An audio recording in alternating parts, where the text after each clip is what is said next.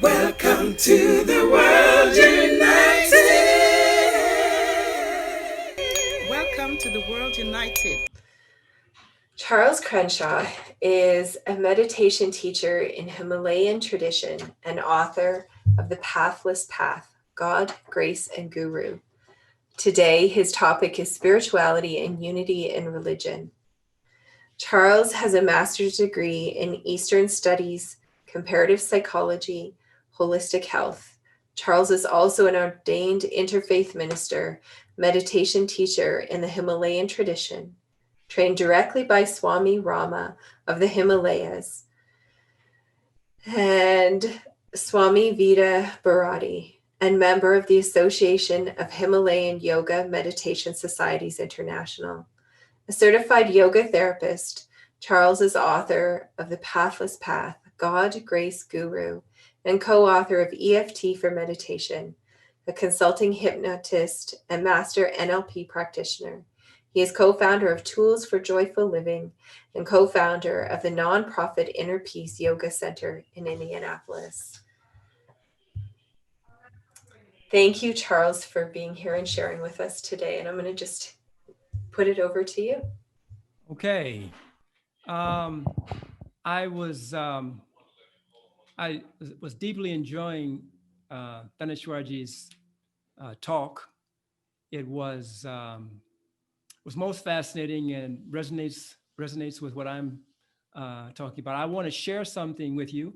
I'll share a screen here in a moment, but what I would like to say is I had the opportunity of studying at an interfaith seminary that was founded by an old Hasidic rabbi. Dhaneshwarji mentioned Kabbalah and the Zohar and things of this nature, and he was a Kabbalist, and Swami Satchidananda. And the seminary's motto, which was thought up by the old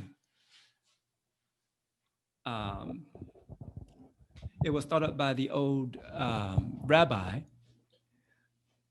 The motto was never instead of, always in addition to. And this actually speaks to the things that the professor had spoken about earlier in his talk. But one of the things that always intrigued me, I'm from the United States, and I have always wondered why it was people couldn't get along. And then there's all kinds of historical issues related around that. But the idea about this conference, about world spirituality, an idea that Yugandhar has brought forward amazingly, and the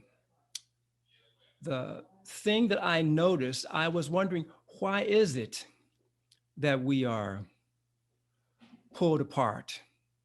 Why is it that we are different? And in my studies in seminary, where I would sit in a chair and listen to a Sufi, I would sit and I would listen to the rabbi speak about Kabbalah. I would sit and I would listen to the Swami talk about the Vedas. I would listen to a Christian talk about his. All these things, I'm going, why is it that we have these problems? And the ideas that I learned in studying religion come down to a paradigm, to me, come down to a paradigm that I have co-opted from a scholar, a comparative religion scholar. His name was Ninian Smart. And what I'd like to do is to share a picture of that with you so that you can see clearly what it is I'm speaking of. So here before us now we have a diagram, and the concept of this world parliament of spirituality, to me, is the ideal example of what the world needs and what we're shooting for. As you can see, I have taken Smart's 6 components of religion, and I have situated them. He calls this spiritual, he calls experiential, but for my purposes, it's spiritual. It's the direct experience of the nature of reality. And this, nobody has any qualms about. You go to a mystic who is a Christian, you go to a mystic who is a Hindu, you go to a mystic who is a Buddhist, a mystic who is a Muslim. They all have no words to say about this. It's beyond words. It's spiritual. And when we start getting into the things that our minds begin to create, then we start having problems. Now, myth and ritual, those are things, myth, one of my teachers' favorite sayings was, with regard to the differences in religion, was what I believe is true and what you believe is myth. And so that's a disrespecting of somebody else's paradigm, somebody else's view. Is contrary to the idea of never instead of, always in addition to. So the myth was something to remind us of what happened in beginning time. The founder of the spiritual tradition, of the religious tradition, came forth, Jesus, the Buddha. Something happened, but mostly what we want to be concerned about is that we can be what those people were. People relate more to the Buddha because he was considered more man. So we won't quibble about these things. In beginning time, we studied this. Ritual is something to remind us about the story of our beginning time. Ethics, in truth, if all of us, if the entire world ran on the one ethic that all people share. I remember teaching a class, a world religions class, and a gentleman came in and he said, well, my tradition doesn't believe in philosophy or doesn't put any stock in philosophy. And the simple truth of the matter was, I said, do you abide by the golden rule? Oh, yes. The golden rule is a philosophy to live by.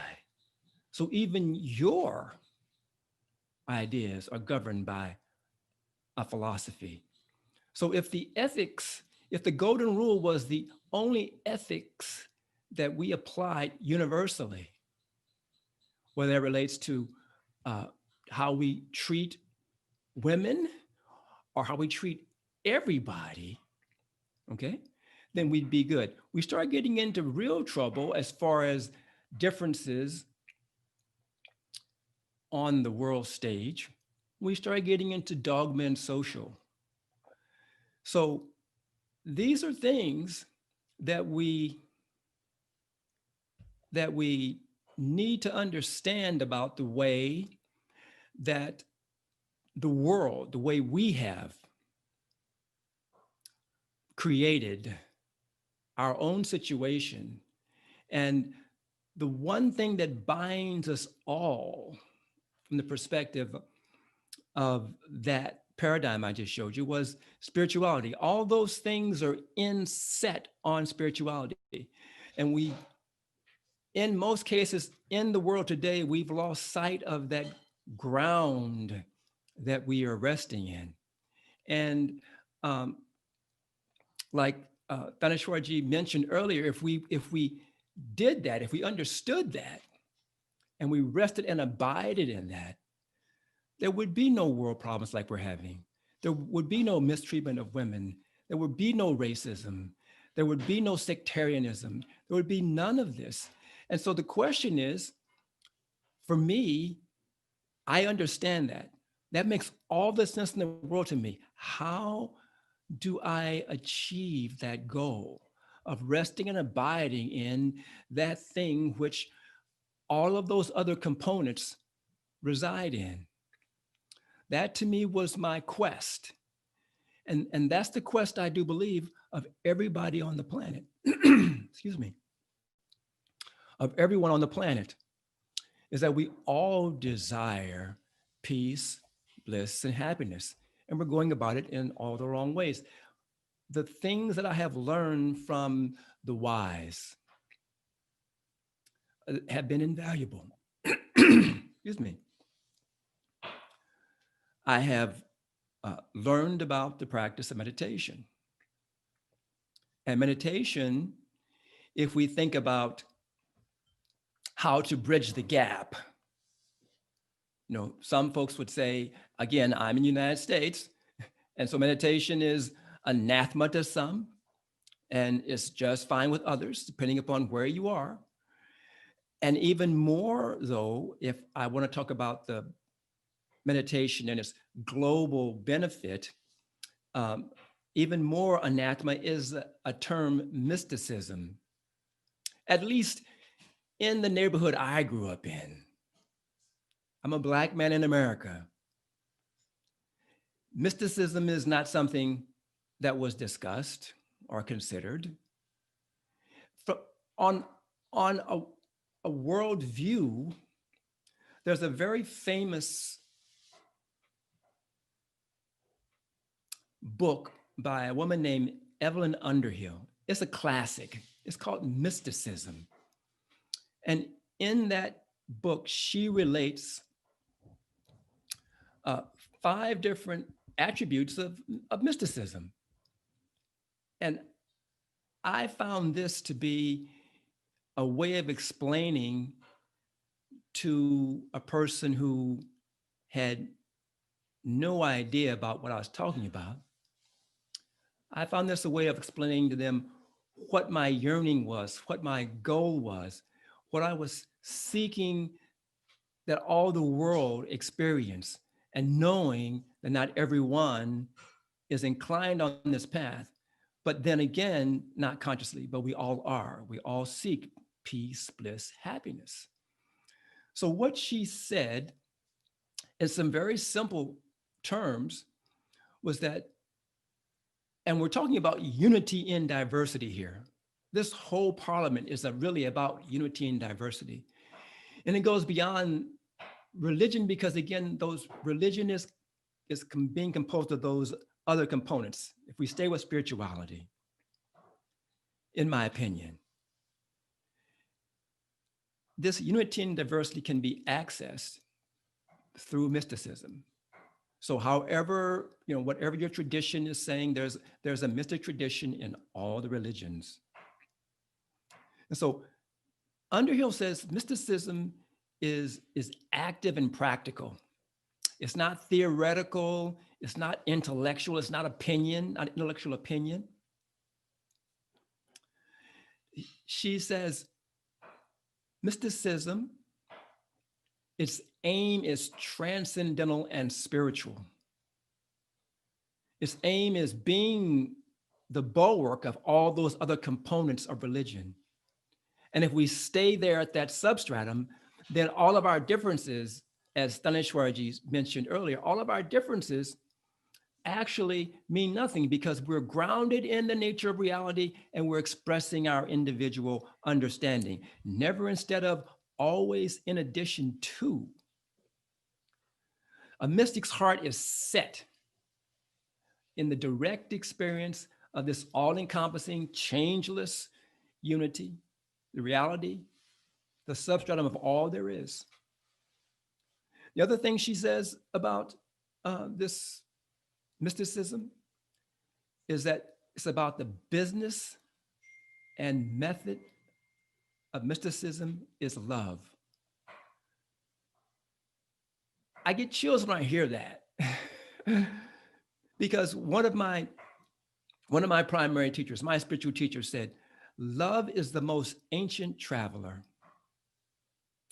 And that spiritual component of the components of religion is representative of that love, which is the most ancient traveler. She goes on to say that this mysticism entails a definite psychological experience, a definite psychological experience. And so here is where we need, in Christian scriptures, the Apostle Paul said, you need to have a renewing of your mind. In point of fact, when it comes to the mystic is looking to go beyond the mind. The mind is a difficulty. Moving beyond the mind lets us abide in the nature of reality and rest in the spiritual. And then the last most significant thing about this that separates us out of the sectarian conflicts that happen with religions is that true mysticism is never self-seeking. In those components, dogma and social, oftentimes our humanness gets in there and there's self-seeking. There's aggrandizement of the small self. And this is where we have our problems in the world. Even if we don't have the capacity to rest and abide in our true nature, and the spiritual reality, our yearning and our quest in purifying ourselves mentally, emotionally purifying ourselves so we can look at our neighbor and see our sameness, even if it's only initially intellectually, and then move to where we can truly be a spiritual person and spread peace in the world, because God knows we need all the peace we can get, and we just seem to go round and around and around in circles for no good reason. So the practice of meditation to help us to develop our innate, it's not something that we're going to get, it's not outside. We increase the subtlety of our awareness and we come to direct experience of this spiritual reality, this all-encompassing, changeless unity, this reality that surpasses all human understanding. It's the substratum of all. And that's what I'd like to say.